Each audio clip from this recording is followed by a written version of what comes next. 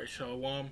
First off, give all praises, honor, and glory unto Yahweh, Bashem Yahshai, Bashem Kadash, that honors to the apostles and elder of the GMS. Salutes and honors to the elect, all the brothers across the four corners who are learning in truth and sincerity, and the women and the children who follow. Um, so I did want to just go into a bit of history here. This is a excerpt from the book Hammer concerning our forefather Judas Maccabees. Before I get into that, I want to get the scripture, which is First Maccabees chapter 3. I'm going to start at the 10th verse. It says, Then Apollonius gathered the Gentiles together, and a great host out of Samaria to fight against Israel. Which thing, when Judas perceived, he went forth to meet him, and so he smote him and slew him. Many also fell down slain, but the rest fled. Wherefore Judas took their spoils, and Apollonius' sword also, and therewith he fought all his life long. So this excerpt, as you can see, is the sword of Apollonius. Okay, so it's a fairly long chapter. I'm not going to read the whole thing. I'm going to get the hot points, and Lord's will, you're edified, and you can see through the Spirit that Yahweh Bashem Yahshai is with us. Okay, not only in words but in actions. Okay, not only then but now also.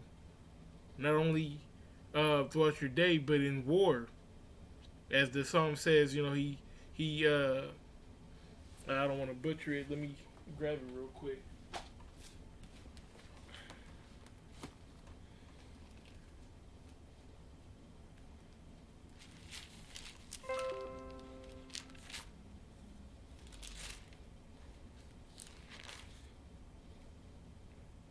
This is Psalms 144:1. It says, Blessed be the Lord my strength, which teacheth my hands to war, and my fingers to fight.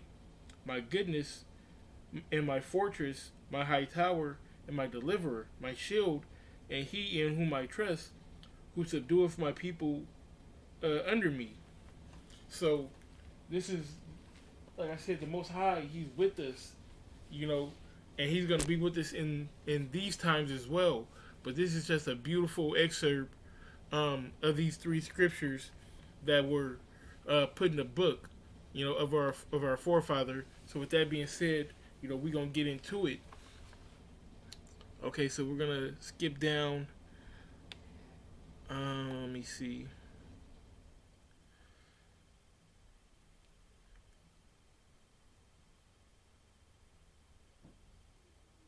Okay, so it says, thanks to his filling to the genuine favor with the movement. Yeah, it's okay. So it says, Judas had early and trustworthy information of all the movements of the enemy. Apollonius had made up in his mind that he must act if he was not to lose the entirety of his hold upon the country, and set about organizing a force so overwhelmingly strong that it must, he thought, sweep the insurgents before it. This intention, indeed, it may almost be said, every detail of his preparations was communicated to Judas. He, on his part, was determined that the heathen army should never again invade the mountain sanctuary. He would not await attack. His military instincts, which indeed were extraordinarily fine and true, warned him that boldness was now his best policy, and that he should go down and give the battle to the enemy. Okay, so then I'm gonna skip this part. I'll go ahead and just tell you it was a man named Sariah who was tasked with staying home with the women and children while the other men go to war. All right, and this is when he came home to his wife and his niece and nephew, or his nieces, I believe. They told this story. It says, they said, "Oh, uncle, have you seen the angel?" She prattled without waiting for an answer. Father sees angels, and they bring him words from mother, where she is in paradise, And do you know, Uncle? Last night he had a wonderful dream about a sword. He told it to us this morning. He often tells us his dreams. Sometimes he seems as if he were talking to Mother, and he says that Miriam is so like her. Well, Judith, and what was this dream? Said Ruth. That's the guy's wife. All right, it says, Father saw a mighty angel, one of the cherubim. You know that Father says the Most High sends abroad to do his errands. Slakia. Come flying down, and the angel had his. Man, that's Satan, man. Slakia. It says, come flying down, and the angel had in his hands a great sword, and he stood by Father's bed and showed him a name graven on the blade. And it was the name which we may not speak, though it is part of Father's name. And when he had done this, he put in the hilt. He put the hilt in his hand and departed. Then Father awoke and found only his own old sword in his hand, and this, you know, is so hacked that it is not of much use, and is very weak too. In the handle, Father never sleeps without it. Father never sleeps without it, and he must have drawn it out of his sleep. Man, I gotta get this taken care of. Y'all brothers, forgive me. I'm just getting it set up like this. You know, I got some details to work out, but you know, Lord's will. You know, everything goes through. Satan keep trying to stop this word, but you know we're gonna keep it pumping. All right, so it says Father never sleeps without it, and he must have drawn it out of his sleep without knowing it from under the pillow where he keeps it. And you know that's proof that even in the old world, you know, we slept with weapons under the pillow. I know a lot of people sleep with their gun underneath their pillow just in case. You got to stay ready. So he was, on the ready back then, especially living in those times that they were in, where the heathen were coming down and raiding at any time. You had to be ready. Even with the sword that, it said was very weak in the hilt and, was hacked to pieces, the blade wasn't very sharp.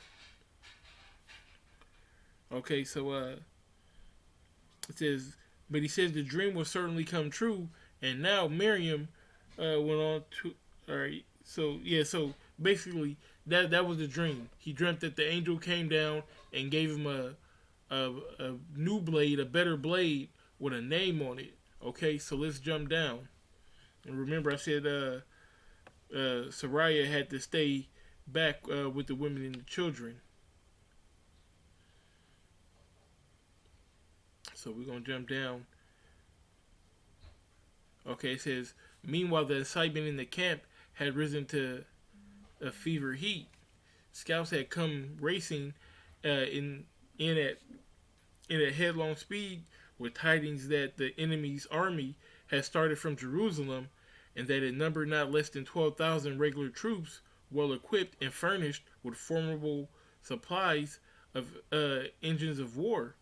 The patriots were in that state of exaltation when in which men make little numbers opposed to them, and the disparity of forces roused no apprehensions. If any such were felt, they gave way to rage when the messengers added that the hated Apollonius himself was in command of the hostile army. So they like, oh man, Apollonius is there? Oh, we definitely got to go get him. And that's the spirit that was on him.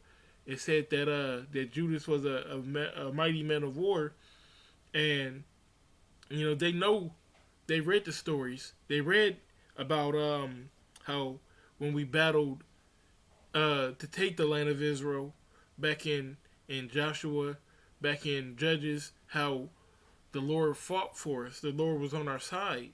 So they understood who they were fighting for. So that's why in these times we also need to understand who we are fighting for.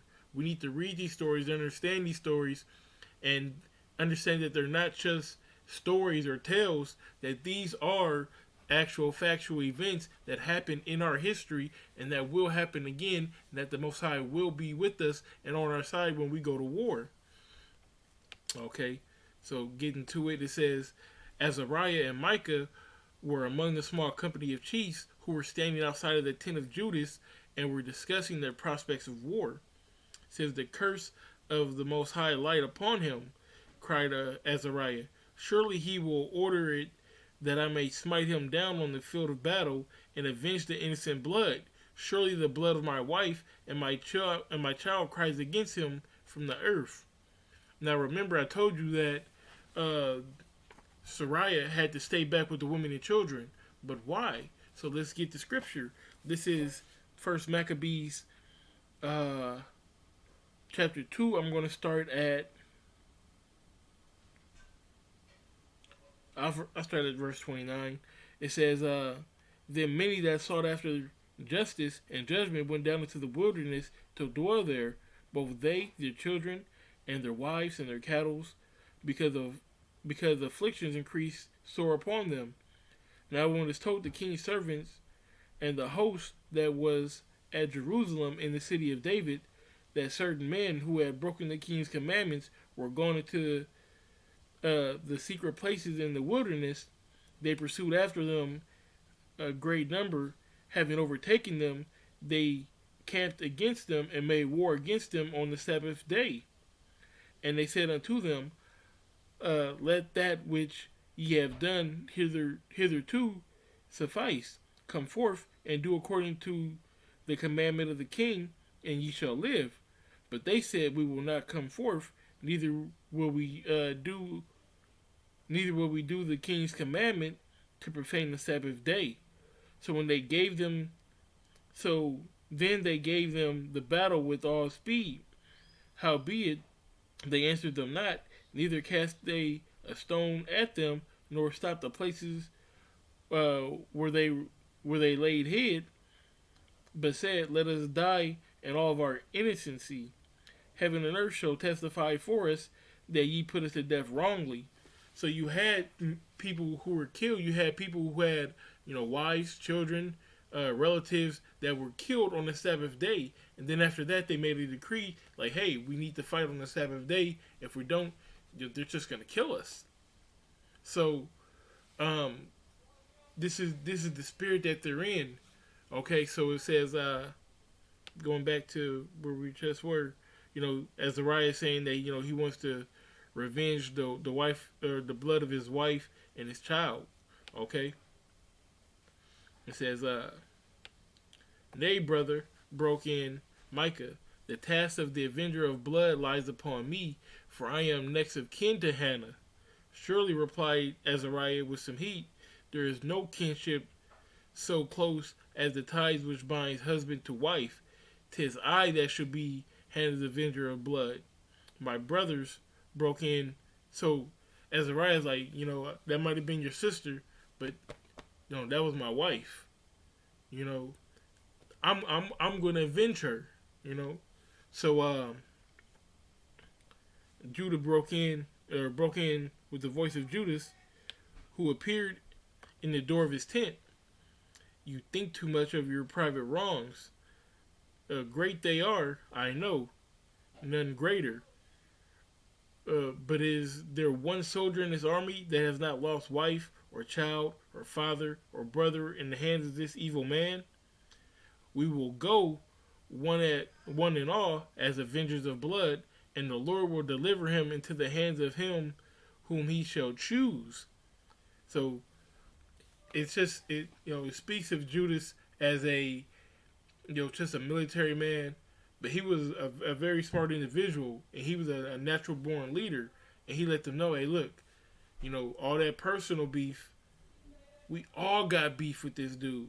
The Most High is going to deliver him who he's going to deliver to him. But y'all need to get your heads in the game so that y'all are able to get through the war. Get through the battle, should I say. The next day, the army set out. On the evening, on the second day, they came in sight of the forces of Apollonius. Some of the more fiery spirits were for an instant attack, but the prudence of Judas, which was not less conspicuous than his daring, restrained them. So you had hotheads, you had people that was like, "Oh, let's go get him, let's go get him." You know what I'm saying? But Judas was like, "No, calm down, wait, okay, we're gonna do this in decent and in order, okay." It says his men were weary from a long day's march, and they wanted food, and he himself had not time to reconnoitrate reconnoitrate, like a reconnaissance, the army's position, or receive any intelligence from his scouts. So, their position was not really known, or the exact position was not known. It says, early the next day, the battle began.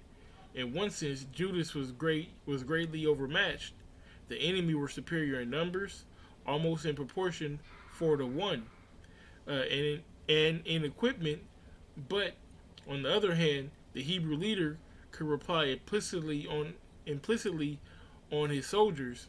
Anything that mortal man, inspired by zeal and the burning sense of wrong, could achieve, they might be trusted to do. To such a temper, of course, the policy of attack is best suited.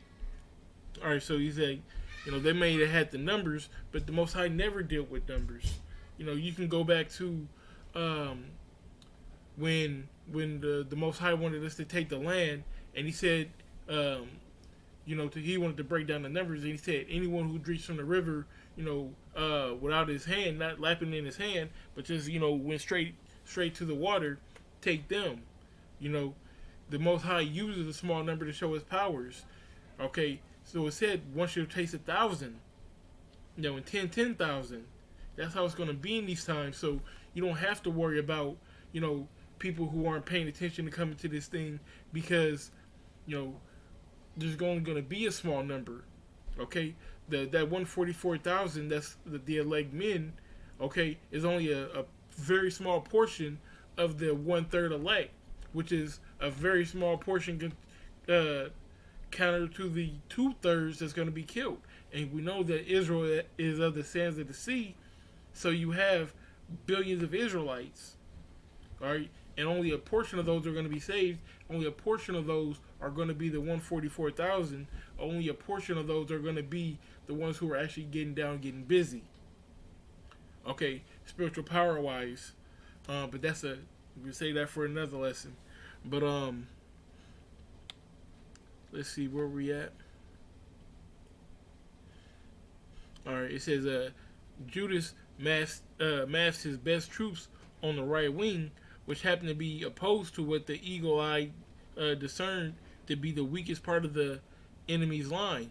Apollonius saw his attention and commenced the movement of troops, which was designed to strengthen the weak point of his array. But such a movement in the face of a hostile force cannot be carried out without confusion. Judas saw his opportunity, ordered his men to advance at the double, and close fiercely with the foe. So now that the battle's starting, and Judas is getting the upper hand early. It says the Greek line broke almost at once, and the chief danger now was that the conquerors might press on too eagerly. The Greeks were not an undisciplined mob, which could be treated with contempt. So, even though they're getting the upper hand right now, they still had to be careful, because these weren't undisciplined men. These were, hardened men who've been in battles, veterans. And it says some of them at least were veteran soldiers, in whom, in the sense of discipline, was an instinct, and who, if not very enthusiastic in the cause for which they were fighting, were perfectly well aware that their best chance of personal safety was to be found in keeping together and holding their grounds. Judas, in whom native genius seemed to supply the want of experience. So he was, he didn't really have the experience, but he had the mind for it. It says appreciated the enemy with whom he had to deal, and kept his own men well in hand, though he was careful not to unduly to check their courage. So he didn't want to check their courage, but still had to keep them in line and keep them, you know, keep them keep their star players in the battle, so to speak. Okay, this is about to get really good right now. Okay, it says the fortune of the day continued to declare in the favor of the Patriots, but Apollonius himself, surrounded by a picked force and mercenaries, still held his ground. Shortly after noon, Azariah and Micah, who had kept close together during the battle and had both performed prodigies of valor, gathering a company of their immediate followers, made a determined rush in his direction. The bodyguard, terrified by the fierceness of this onset, wavered and fled, leaving but 3 or 4 faithful attendants who refused to leave their commander. The Greek recognized Azariah and called him by his name. Azariah, if you think that I have wronged you, I do not refuse you the opportunity of revenge. Come out of your companions, and I will meet you alone. You are a brave man, and would not take a soldier at unfair odds. So this is, Esau trying to, all right, y'all outnumber us. Well, so now, hold on. Let's back it up. Now, they were outnumbered 4-1. Okay, 4-1. And now that they got the odds, he's saying, well, don't jump me. Let's fight 1-on-1. If that was the case, you could have did that at the beginning, and Apollonius and Judas could have went at it, and it would have been all over. I.e., on Game of Thrones, the Battle of the Bastards, when Jon Snow said, "Hey, look, we don't even have to do this," he told Ramsay Bolton, "Look, I'll fight you 1-on-1, and nobody has to die except for one of us." And who had the numbers? Ramsay, of course, had the numbers. And then, fast forward to the end. I don't know if you've seen it or not, but spoiler alert, Jon gets through, and then him and Ramsay fight 1-on-1 when it's way too late, and Jon beats the ever-loving crap out of him. Okay? So, this is Apollonius, begging for fair odds in a 1-on-1 fight. Let's see what Azariah says. Azariah did not deign to answer, but one of his comrades replied, "Dog of a heathen, you forget where you are. We are not contending in your foolish games. We are the avengers of blood, the innocent blood which you have shed, and we will slay you as the men slay a venomous snake. Such equity as you have dealt to others, we will show to you." And that's what the Most High, man, let me get this scripture real quick.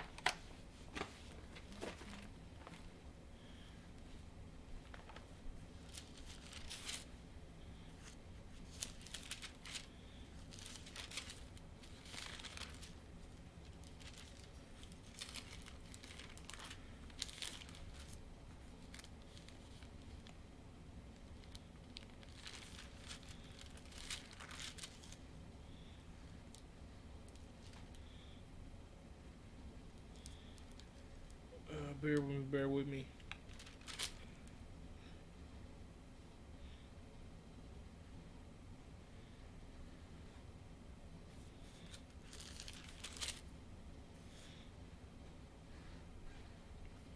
This is 2 Thessalonians chapter 1, verse 6. It says, seeing it is a righteous thing with the Most High to recompense tribulation to them that trouble you. So, you've put us through all kind of tribulation, man. It's right for us to recompense you that same tribulation. That's what he's telling them. He called him a dog of a heathen, and he called him a viper, or he said a venomous snake, It says such equity as you have dealt to others, we will show you. Was it a fair fight that you slew women and children? You did that. And it's just like when they slew the natives. You slew women and children. That was not a fair fight. Now you want us to fight you fair? Nigga, please. Apollonius looked on the ring and scowled faces that surrounded him and saw that there was no mercy, or even what he would have called the courtesy of war, to be hoped from them. I only wish, he said, that I had rooted out the whole cursed brood from the earth, and burnt the den of thieves, which you call your city, and laid the shrine of the demon, whom you call your god, level with the ground. So this is Apollonius, with his last hurrah, saying, he basically wished he killed us all and, leveled down our temple. Silence, blasphemer! Silence, blasphemer! Cried Azariah as he whirled his sword over his head.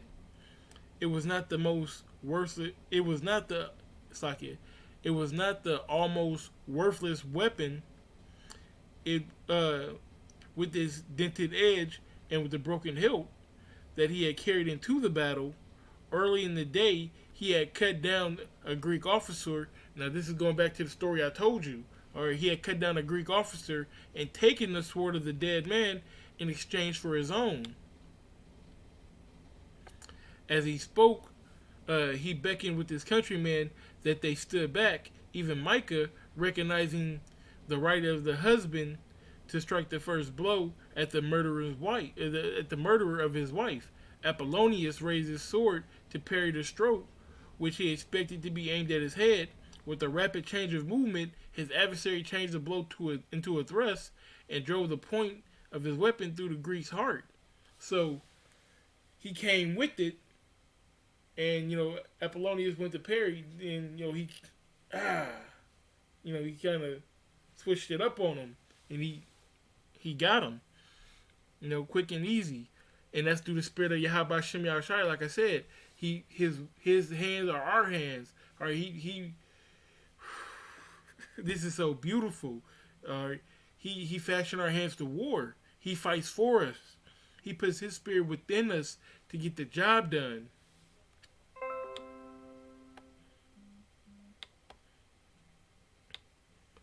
All right, it says, as Azariah was drawing out his weapon from the corpse, when Judas, who had been hastening to the spot, not without some hope of himself, crossing swords with the hated Apollonius, came up.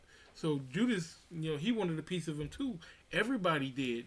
It says, a mighty weapon that, he exclaimed, as the conqueror wiped the blade of the dead man on the dead man's tunic.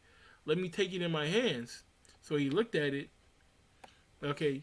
He poised it and judged its balance and tried the edge, then narrowly scanned the markings on the blade. Ah, he said, how came you by this sword? He observed, and indeed his eagle eye noted every detail, that yours was but a poor weapon, unworthy of your strength.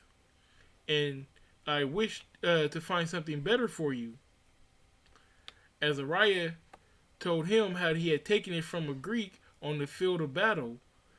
And saw you this, he went on, pointing to the holy name in which had been engraven on the blade. Doubtless this belonged to some Hebrew warrior in the time past, for the fashion of the letters is somewhat antique.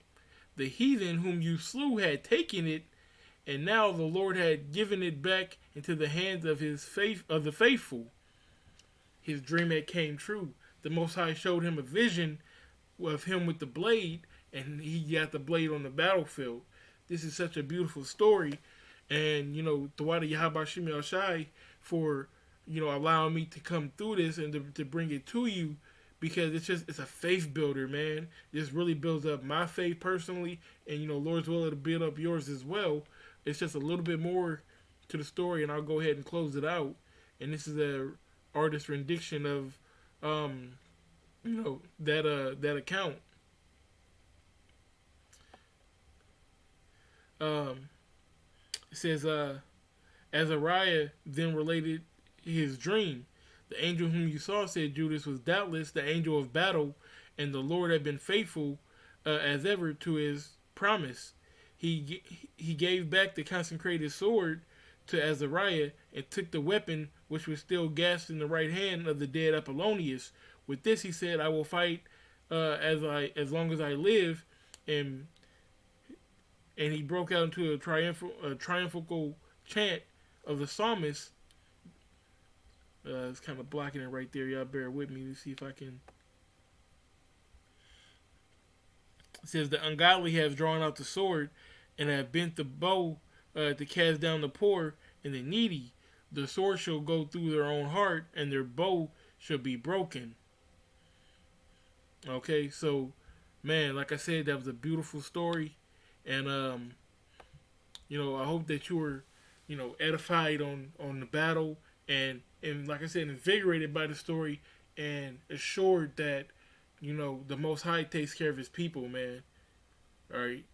His words don't come back void. He said that he will fight for us, and he is going to fight for us. And with that being said, I want to give all praises, honor, and glory that's called law to Yahweh, by Shem Yahushai, by Shem Rakar Kadash, that belongs to the apostles and the elders of GMS. Salutes and honors to the elect, all the brothers across the four corners who are enduring in truth and sincerity, and the women and the children who follow. Shalom.